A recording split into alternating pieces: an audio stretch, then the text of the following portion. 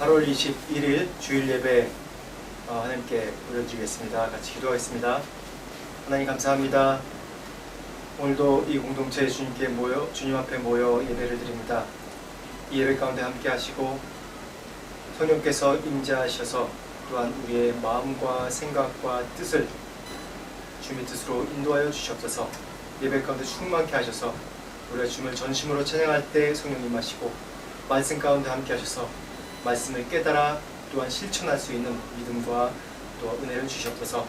오늘 예배를 주님께 맡깁니다. 예수님 이름으로 기도합니다. 아멘.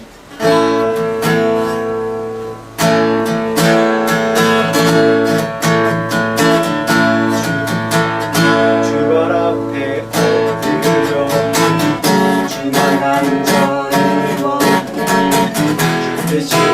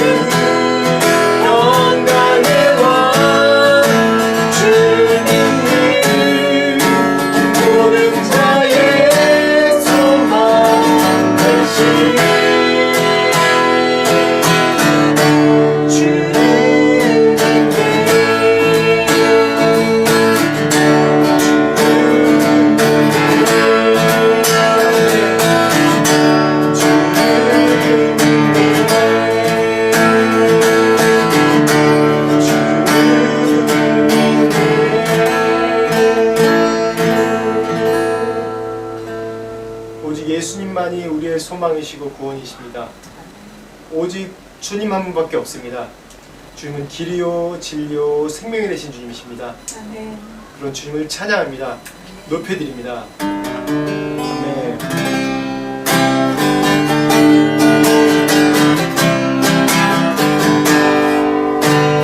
주님께 감사해 생명 주신 의사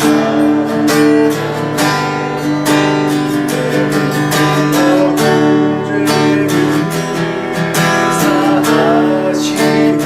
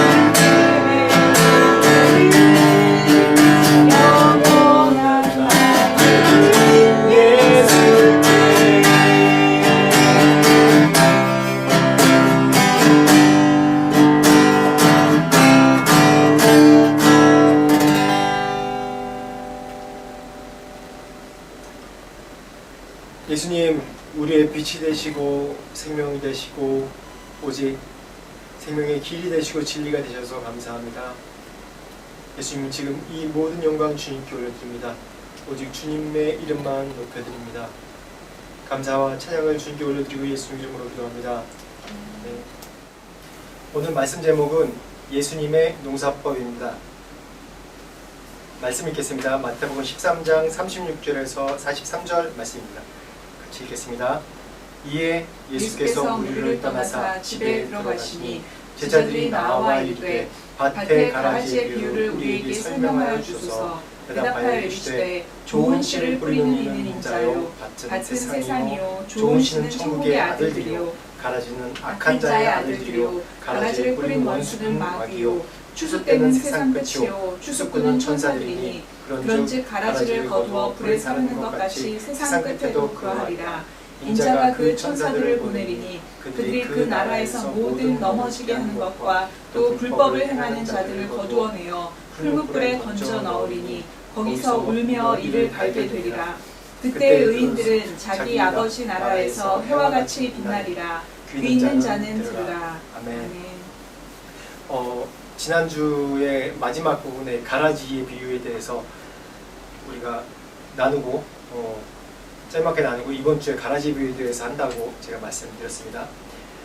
제가 왜 예수님의 농사법 이렇게 얘기를 했냐면 제가 한 2주 좀 더 됐지 한 3주 전에 제 아내랑 이제 얘기를 하다가 제 아내가 올해 들어서 이제 식물을 가꾸는 걸 집에 뭐 큰 식물이 아니라 이게 화분 가꾸는 걸 되게 관심 있어갖고 또 거기에 좀 취미가 있어요. 그래서 화분 조금 몇 개 안 되는데 거기다 물을 주고 그러면서 잘 자라고 그래서 또 다른 이제 선교사님한테 한번 키워보라고 줬는데 열심히 좋은 환경에서 만들어서 잘 자라는데 그 선교사님은 그거를 뭐 신경도 안 쓰고 별로 물도 안 주고 그러는데 더 잘 자라는 거예요.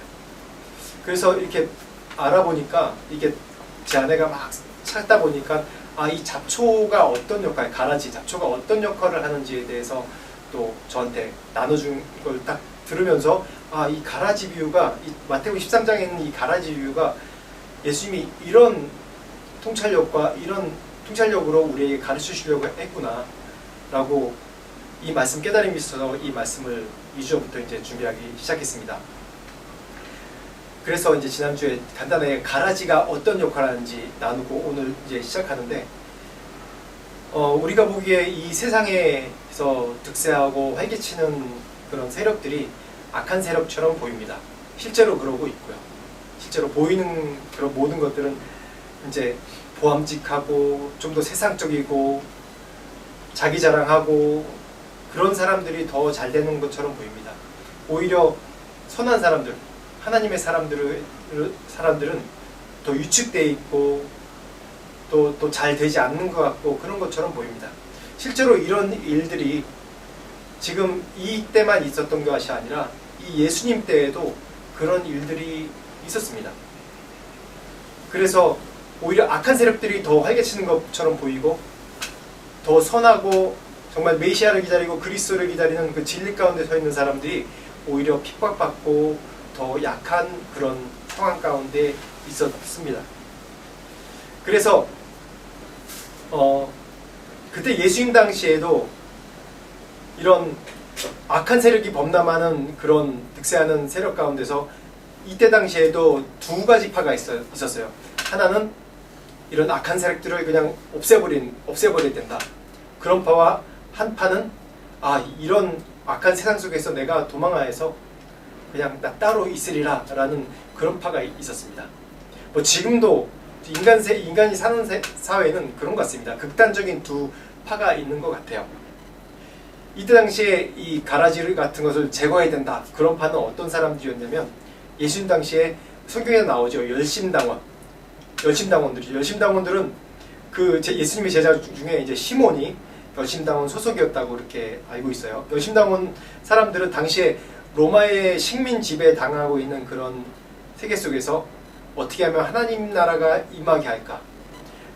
성경에서 얘기하는 자기 나름대로 믿는 진리, 그런 공평한 세상, 진리의 세상, 하나님이 다스리는 세상이 임하게 할까라고 그런 기대감 속에서 그 사람들이 어떻게 행동을 했냐면 칼을 빼들어서 무자백에 처형하고 공개 처형하기도 하고 또 죽이기도 하고 그런 일들을 했습니다. 이런 일이 유독 그 유대인들에게만 있었던 것이 아니라 우리나라에도 50년, 60년 전에도 그런 일들이 있었어요. 지금도 뭐 그런 일들이 곳곳에 일어나고 대표적인 것이 6.25 이제 전쟁이 끝나고 이제 한국에 남아있던 이제 북한 군들이 있었습니다.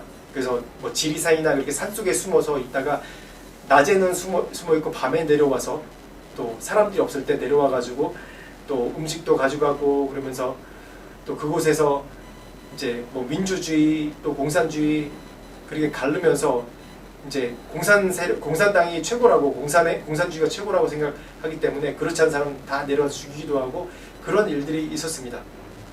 지금도 그렇고요. 지금도 그런 일들이 빈번하게 세계 곳곳에서 일어나고 있습니다.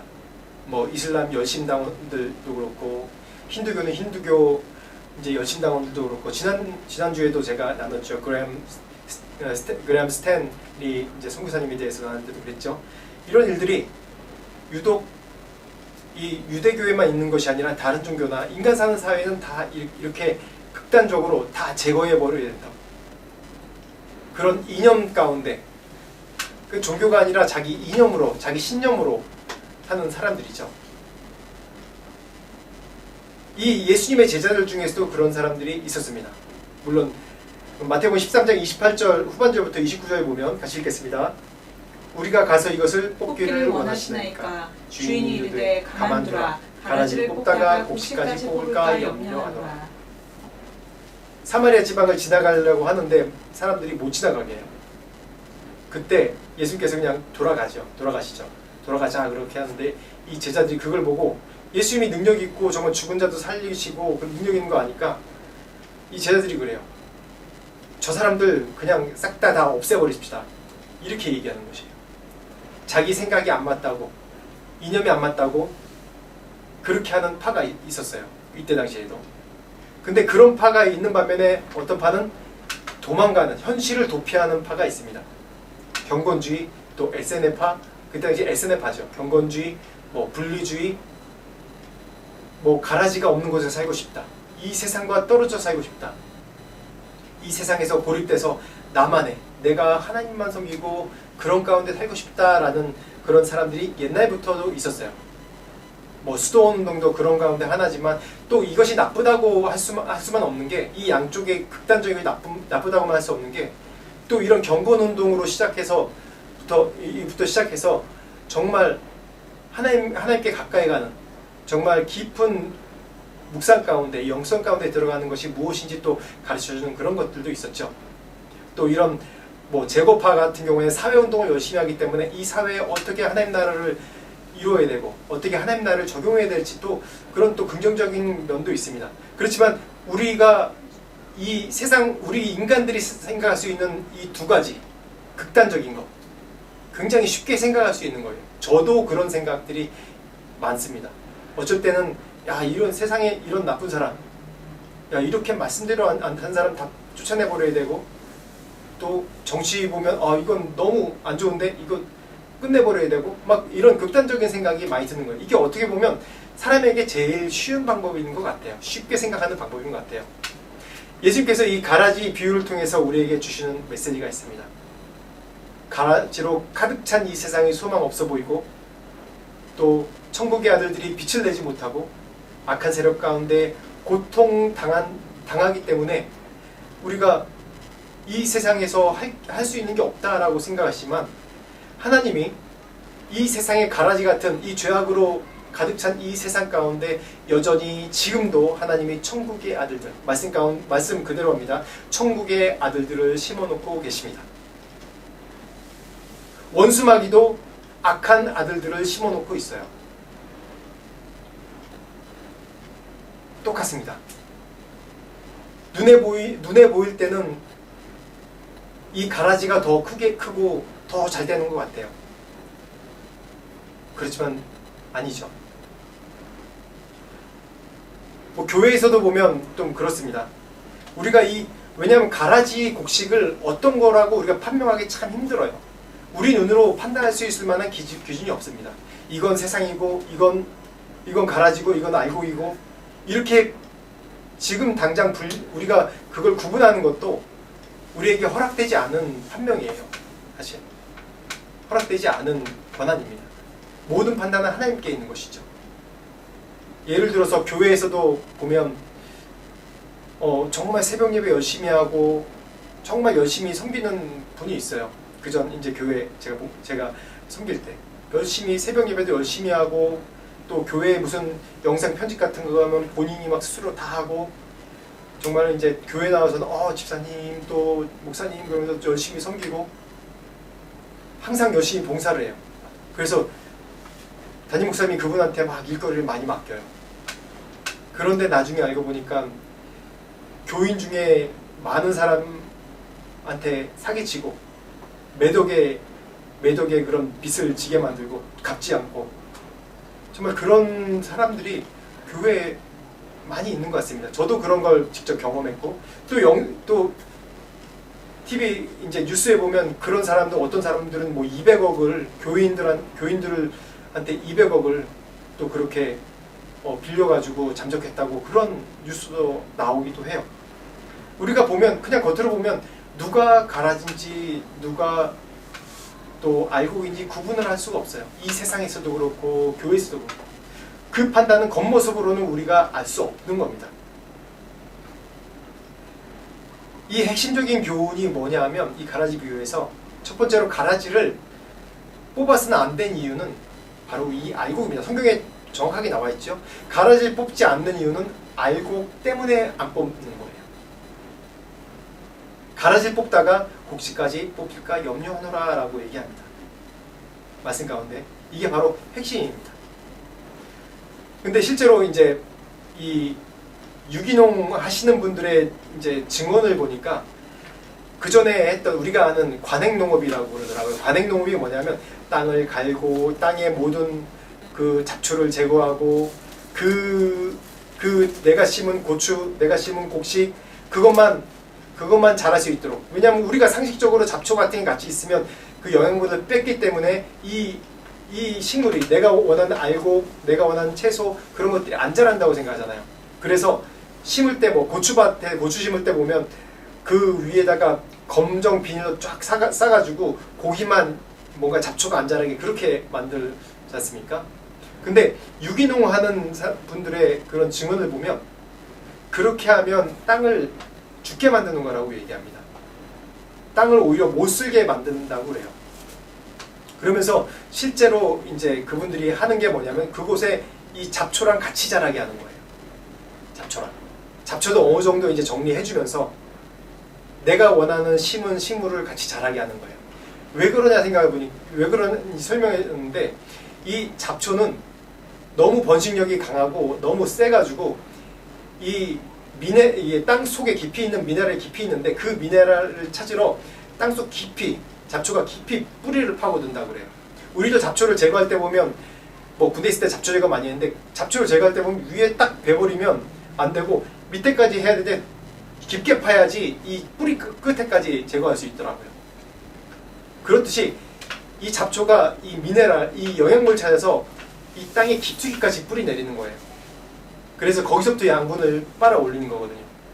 그리고 이 잡초가 자라가지고 나중에 이제 가을 겨울 되면 죽는데 죽을 때 뭘 남기냐면 이 영양분을 잔뜩 먹은 이 잡초가 이 땅에는 거름이 되고 또 이 땅속 깊이 뿌리 내린 그 미네랄을 찾아서 이 영양분을 찾아서 깊이 뿌리 내린 그거는 땅속에 모세혈관 같이 그런 모세혈관이 돼가지고 그 다음 식물이 그걸 따라서 자랄 수 있도록 그렇게 만들어준다는 거예요. 굉장히 놀랍죠.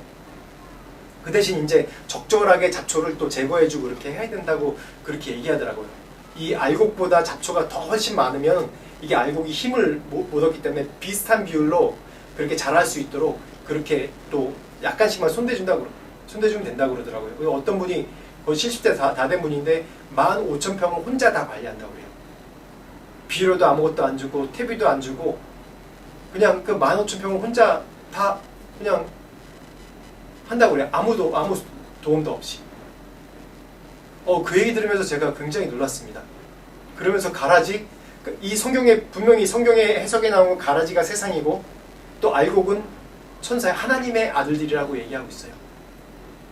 그런데 생각해보니까 정말 이 세상의 이 악한 세력들은 보면 수단과 방법을 가리지 않고 자기의 성공과 자기의 이익을 위해서 노력을 하는 거예요. 정말 번식력이 강해요. 근데 우리가 지는 것 같이 보이는 게 그냥 하나님 말씀대로 살려고 노력하는 사람들은 그냥 하나님 말씀의 진리가 아니면 그거를 그냥 그만두는 거예요. 그만둘 수밖에 없죠. 왜? 그 다음에 하나님께서 하시는 거기 때문에. 우리의 노력보다도 하나님께서 이끄신 거기 때문에 우리는 하나님 말씀에 순종해서 이 말씀의 진리의 기준 가운데 맞지 않은 건 그 이상 하지 않는 거예요. 진리와 맞지 않은 악한 것에 대해서는 그냥 내려놓는 겁니다. 근데 악한 세력은 점점 더 깊이 살으려고 포기를 안 하는 거예요. 그렇지만 악한 세력이 영원합니까? 아니죠. 하나님이 때가 되면 멸망하게 돼 있어요. 인류 역사를 봐도 그렇지 않습니까? 로마가 그렇게 몇백 년 동안 악하게 만나라를 식민지 삼고 그랬지만은, 그래서 식민지 삼으려고 온 세계에 도로를 다 놓고 했지만은 그 도로가 무엇이 됐습니까? 바울이 복음을 전도하는 통로가 되지 않았습니까? 전 세계 복음을 전파하는 통로가 됐어요. 결국은 악한 세력은 멸망하지만은 결국은 승리하는 건 그걸 통해서 선한 세력들이 승리하는 것입니다. 그래서 우리가 판단할 수 없는 일이라고 성경엔 말하고 있습니다. 말씀 보겠습니다. 창세기 4장 15절 말씀 같이 읽어보겠습니다. 시작. 여호와께서 그에게 이르시되 그렇지 아니하다. 가인을 죽이는 자는 벌을 7배나 받으리라 하시고 가인에게 표를 주사 그를 만나는 모든 사람에게서 죽임을 면하게 하시니라. 창세기 4장 15절 말씀입니다. 가라지를 제거하시는 분, 둘째로 가라지 제거하신 분은 하나님이십니다. 우리가 아닙니다. 우리가 하나님 아니고 악한 자를 심판하신 분이 하나님입니다. 보통 제가 왜 이 구절을, 창세기 4장 15절 이 구절을 꺼내드렸냐면, 여기 이 구절을 이해할 때 사람들이 보통 사람들이 어떻게 이해하냐면, 하나님께서 가인을 보호하시기 위해서 가인에게 표를 주어서 아무도 가인을 죽이거나 하지 못하게 만들었다라고 이해를 합니다. 이걸 좀 다르게 해석해 보면, 사람들이 가인이 모두 나쁜 사람인지 그 당시 알지 않습니까? 살인자고. 그래서 가인이 두렵기 때문에 내가 어디 가서 죽을까 두렵다고 그렇게 얘기하지 않습니까? 왜냐하면 사람들이 이 가인을 보고 쉽게 판단하고 쉽게 죽이고 그렇게 할까 봐. 사람들을 보호하시기 위해서 가인에게 표를 주신 거예요. 그 얘기는 가인 통해서 사람들이 판단하고 죽이고 그런 범죄함을 더 할까 봐 하나님께서 보호하신 거예요. 이 얘기는 즉 모든 판단과 모든 심판은 하나님께 있다는 것입니다. 우리가 판단할 수 없는 거예요. 가인같이 성경에서 얘기한 악한 자인데, 자기 동생을 죽이는 악한 자인데도 불구하고 하나님이 가인을 그대로 내버려 두시는 것은 나중을 봐라. 나중. 심판은 하나님께 있다는 것이에요. 심판은 하나님께 있다는 것. 가라지를 제거하는 게 우리가 아닙니다. 하나님입니다. 알곡과 가라지를 구분하는 것은 우리가 아닙니다. 하나님이 하시는 겁니다. 근데 이러한 가라지 비유를 통해서 우리가 자꾸 다른 식으로 해석하는 것들이 많습니다. 마태복음 13장 18절부터 19절 말씀 한번 읽어보겠습니다. 시작. 그런즉 씨 뿌리는 비유를 들으라. 밤낮 천국 말씀을 듣고 깨닫지 못할 때는 악한 자가 와서 그 마음에 뿌려진 것을 빼앗나니 이는 곧 길가에 뿌려진 자요. 여기서 이제 씨에 대해서 얘기할 때, 가라지 비유할 때 주로 이 비유에 대해서 얘기할 때 사람들이 헷갈리는 게 여기서 이 씨 비유니까 여기도 같은 비유다라고 생각하는데 아닙니다. 다른 해석이에요. 그 다음 마태복음 13장 37절 39절 말씀 봅시다. 시작. 대답하여 이르시되 좋은 씨를 뿌리는 이는 인자요 밭은 세상이요 좋은 씨는 천국의 아들들이요 가라지는 악한 자의 아들들이요 가라지를 뿌린 원수는 마귀요 추수 때는 세상 끝이요 추수꾼은 천사들이니 그런즉 가라지를 거두어 불에 사르는 것 같이 세상 끝에도 그러하리라. 밭에 뿌리는 씨는 천국 말씀을 비유하는 거고 이게 다른 겁니다. 마태복음 같은 13장을 또 밭에 뿌리는 비유는 천국 말씀을 얘기하고 분명히 그렇죠. 씨를 뿌리는 비유를 들으라. 아무나 천국 말씀을 듣고 깨닫지. 천국 말씀을 듣고 이 마음밭에 어떻게 자라는지 그걸 설명한 거고, 여기 보면 좋은 씨를 뿌린 자는 이거는 가라지와 알곡에 대한 비유입니다. 근데 왜 그러냐면 이 해석을 이단들이나 잘못 해석하면 분명히 비유에 대해서 어떻게 해석한다고 성경에 그대로 얘기하고 있어요. 그대로 얘기하고 있지 않습니까? 가라지는 무엇이요? 뭐는 뭐다. 알곡은 뭐다. 가라지는 세상이요. 알곡은 뭐 하나님의 아들들이라고 분명히 얘기하고 있어요. 거기서 헷갈리면 안 되는 거예요. 근데 많은 사람들이 또 이걸 잘못 해석하는 게 이 교회로 해석합니다. 가라지와 알곡 비유를 해석할 때 교회로 해석을 해요. 그래서 옛날 이제 뭐 칼빈도 그런 해석을 했고 어거스틴도 그런 해석을 했다고 하기 때문에 뭐 가라지가 교회 안에서 가라지인지 또 아니면 알곡인지 우리가 구분을 못한다. 가라지가 알곡이 될 수 있고 알곡이 가라지 될 수 있고 뭐 그런 그 신학자들의 얘기 때문에 이걸 더 헷갈려하는 것들이 있습니다. 그렇지만 분명히 성경 말씀에 분명히 얘기하고 있습니다. 마태복음 13장 41절 42절 말씀 보겠습니다. 시작. 인자가 그 천사들을 보내리니 그날이 그 나라에서 모든 넘어지게 하는 것과 또 불법을 행하는 자들을 거두어 내어 푸른 불에 던져 넣으리니 거기서 울며 이를 갈게 되리라. 여기서 그 나라라고 얘기하고 있죠. 그 나라가 뭡니까? 그리스도의 나라, 마지막 때, 천국 마지막 예수께서 재림하실 때 여기서 이 예수님께 이 판단이 있다는 거, 심판이 있다는 겁니다. 계시록 11장 15절 말씀 보겠습니다. 시작. 일곱 천사가 나팔을 불매 하늘에 큰 음성이 나서 이르되 세상 나라가 우리 주와 그의 그리스도의 나라가 되어 그가 세세토록 왕노릇 하시리로다 하니, 예수께서 끝날에 세상에 오실 때 이런 심판을 하겠다는 겁니다.